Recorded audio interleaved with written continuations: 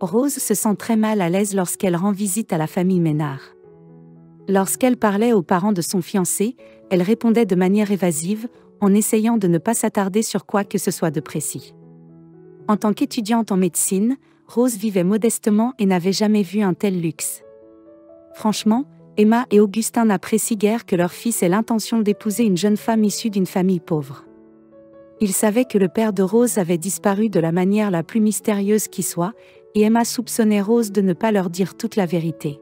« Ton père a dû avoir des ennuis et s'enfuir, laissant derrière lui une montagne de dettes et d'affaires inachevées. » pensa Emma. Sous le regard attentif du père de son fiancé, Rose se sentait comme un insecte pris sous la lentille du microscope d'un entomologiste. Elle savait que malgré tous ses efforts, elle n'avait pas réussi à faire une bonne première impression. De plus, Emma Ménard a tenu des propos offensants à l'égard de Rose, ce qui l'a profondément blessée. Rose était mal à l'aise lorsqu'elle parlait de son père, disparu il y a 3 ans. Personne ne savait ce qui lui était arrivé et si quelqu'un était impliqué dans sa disparition. Rose n'était sûre que d'une chose, son père ne pouvait pas avoir intentionnellement traité sa famille de manière aussi cruelle. Valentin Young était un homme honnête qui n'aurait jamais trahi ses proches et les aurait abandonnés dans les moments difficiles. Pour une raison inexplicable, c'est la disparition du père de Rose qui intrigue le plus Emma et Augustin Ménard. Ils aimaient regarder leurs invités essayer de trouver une explication logique à tout. Si Rose avait su qu'une telle réception l'attendait, elle ne serait jamais entrée dans cette maison. Heureusement, Martin est tout le contraire de ses parents. Il était la seule raison pour laquelle elle avait accepté de faire ce dîner afin d'embarrasser le plus possible sa future belle-fille. Emma servit de nombreux plats exotiques qu'elle avait commandés au restaurant. Elle savait que la jeune femme, qui avait grandi dans une famille pauvre, n'avait jamais vu de tels plats et que, par conséquent, elle ne saurait pas les manger.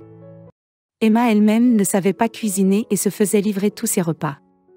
Ce qui lui importait le plus à ce moment-là, c'était d'humilier la jeune femme, idéalement, de la faire rompre avec son fils.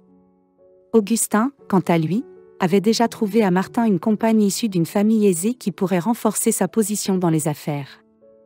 L'argent va avec l'argent. Augustin aime à dire qu'il a compté chaque centime. Personne ne connaissait la raison du succès soudain d'Augustin dans les affaires, qui s'est produit il y a 3 ans à peine. Avant cela, Augustin était le cofondateur d'une entreprise peu florissante qui ne semblait pas promise à un bel avenir. Augustin a expliqué son ascension financière en disant qu'il avait eu de la chance en concluant un certain nombre d'affaires fructueuses. Mais ceux qui connaissaient personnellement l'homme d'affaires doutaient qu'il ait pu réussir seul, sans aide extérieure. Des rumeurs faisaient état d'un héritage reçu d'une riche tante de Californie et d'un prêt important contracté avec des taux d'intérêt élevés. Il était très difficile de confirmer ou d'infirmer ces théories, et Augustin lui-même préférait ne pas y prêter trop d'attention. Rose ne savait rien de tout cela et, en général, elle essayait de ne pas se préoccuper de l'argent. Elle rêvait de devenir pédiatre parce qu'elle aimait beaucoup les enfants. Martin et elle se sont rencontrés par hasard. Dès qu'ils se sont vus, ils ont immédiatement ressenti une forte attirance. Contrairement à ses parents, Martin était un jeune homme intelligent et poli avec lequel on pouvait parler de tout et passer un très bon moment. La mère de Rose aimait bien Martin, qu'elle considérait comme un jeune homme merveilleux. Malgré tout, Rose doit supporter les moqueries des parents de Martin. À un moment donné, les remarques d'Emma sont devenues si pénibles que la jeune femme s'est levée de table et s'est résolument dirigée vers la sortie. Rose s'offusqua qu'Emma tente de la mettre dans l'embarras en soulignant qu'elle ne connaissait pas la cuisine exotique. Emma sourit de contentement, sachant qu'elle avait su se mettre à dos Rose. « Où vas-tu, Rose ? Nous n'avons même pas encore pris le dessert. » La femme s'exclama. « Non, merci, Madame Ménard. »« Je suis rassasiée, » répondit Rose, tout en faisant de son mieux pour rester calme. Elle essayait désespérément de ne pas pleurer, mais elle sentait une énorme boule dans sa gorge. Martin se leva de table et tenta de réconforter Rose, mais la jeune femme ne voulait pas rester dans cette maison une minute de plus. Rose avait pris sa décision et n'avait aucune envie de continuer à passer du temps avec Emma et Augustin, qui se moquaient d'elle et se comportaient comme s'ils étaient inférieurs à eux.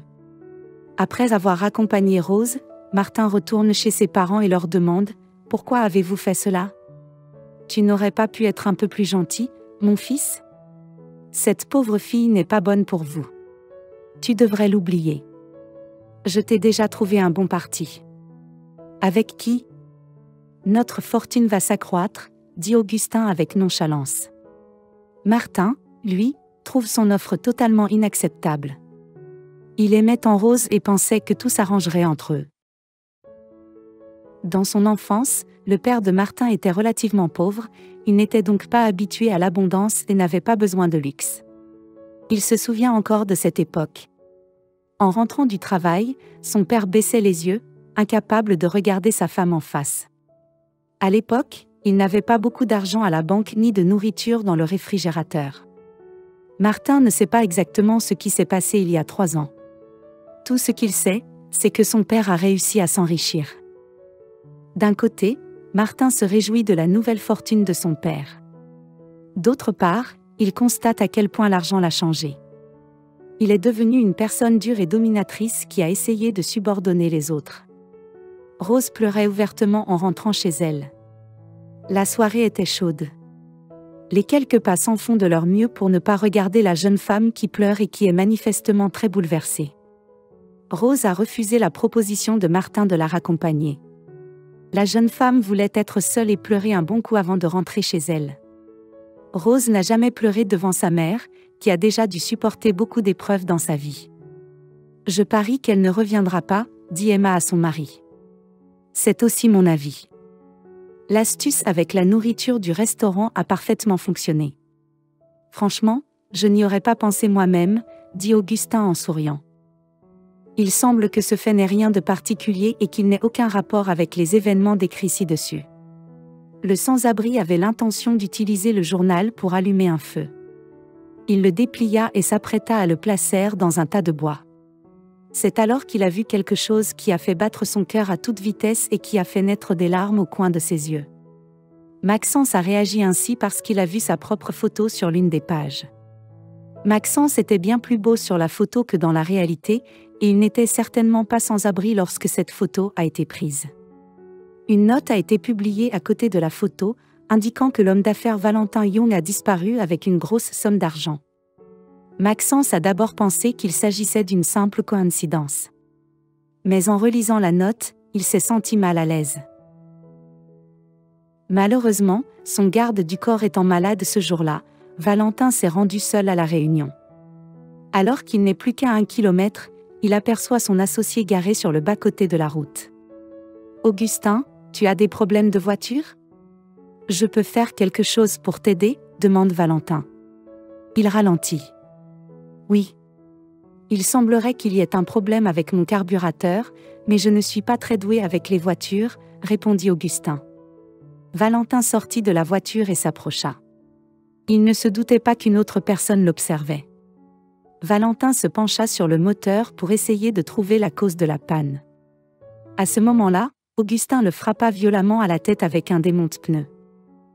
Le temps passe, mais Maxence ne sait toujours rien de lui-même. Il déménagea dans une ville située à plusieurs kilomètres de la ville. Il pensait qu'il serait plus facile d'y trouver de la nourriture et qu'il y aurait moins de problèmes avec la police. Cela dura jusqu'à ce qu'il tombe sur le journal vieux de 3 ans dans lequel sa femme, Bridget, avait publié une note sur sa disparition. Lorsque la mémoire est revenue à Valentin, la première chose qu'il a faite a été d'appeler la police. La première chose qu'il fit fut d'appeler la police. Il lui a donné son nom et a témoigné contre son ex-compagne. Bien sûr, à ce moment-là, Valentin ne savait pas qu'Augustin n'avait pas agi seul. Lorsque son ancien associé est apparu sur le pas de la porte, Augustin s'est senti mal à l'aise.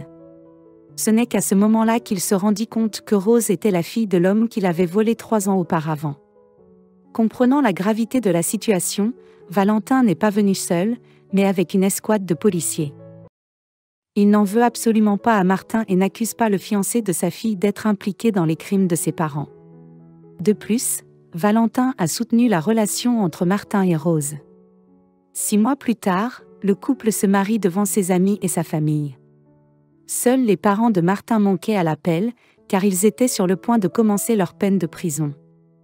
Homme juste, Valentin n'avait rien contre son beau-fils et l'a même aidé à trouver un emploi. Il n'a jamais regretté d'avoir tenté sa chance avec le jeune homme.